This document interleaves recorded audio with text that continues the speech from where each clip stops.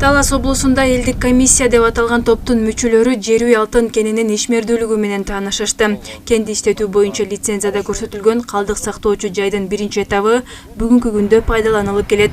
Ал эми экинчи калдык сактоочу жай курулууда. Мындан улам калдык сакталуучу жай бардык экологиялык коопсуздукту сактоо менен курулуусу керек.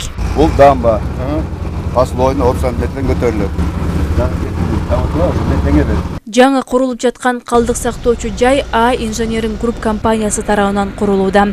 Элдик комиссиянын мүчөлөрүнүн айтымында аталган компания жер үйдөгү алгачкы калдык сактоочу жайды дагы курган. Бир жагынан ачылганы жакшы. Бирок эми ошону жанагы экологияга зыян келтирбей тургандай кылып технологиялардын заманбап технологияларын кармап бизде эртеңки күнү барып мындай болуп атпыр, бу жерде мындай мыйзам бузуучулук болуптур, же бу жерде болбоптур, мынакей жакшынакай болуп бүтүп атпыр деген ой менен биз келдик. Калдык сактоочу жайдын куруучулары менен элдик комиссиянын мүчөлөрүнүн талаш тартышынан соң комиссия мүчөлөрүнө калдык сакталуучу жайдын долбоору тааныштырылды.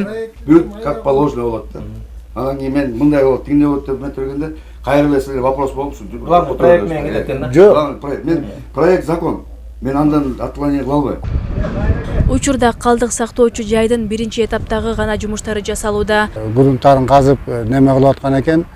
Бирок бул башталкы этап экен, 24, эмки жылы 24 бүтөт экен да. Анан ага чейин да келип көзөмөлдөп турабыз, буюрса карайбыз. Анан ушу кандай жүрүп атканын элге айтайлы деп на место келгенбиз ушул. Андан соң комиссия мүчөлөрү саркынды суу тазалоочу жай менен таанышты. Канализационный сеть менен келип, канализационный насосный станцияга түшөт. Бул ЛОС-100 деген аппаратка түшүп, общий кислород биологический очисткадан өтөт, механический жана биологический очисткадан өтүп, бардык стадияларынан өтүп, анан тиги септиктерге түшүп, андан ары тазаланган бойдон полифильтрацияга кетет септиктен ары. Жакшы технология менен курулган бүт аппараттар современный. Ошо эч кандай эме шекшебей коюңуздар. Өткөндө мэрияда бир чогулуш болгондо ушул очищение сооружение боюнча болгондо жанагы талашка ошоктон суулар неметип баратат, ташып барып төгүп атат. Эмне суу деген боюнча болчу. Аны келип мына баарыбыз азыр келип көрдүк. Буларды мага түшүндүрүп берди.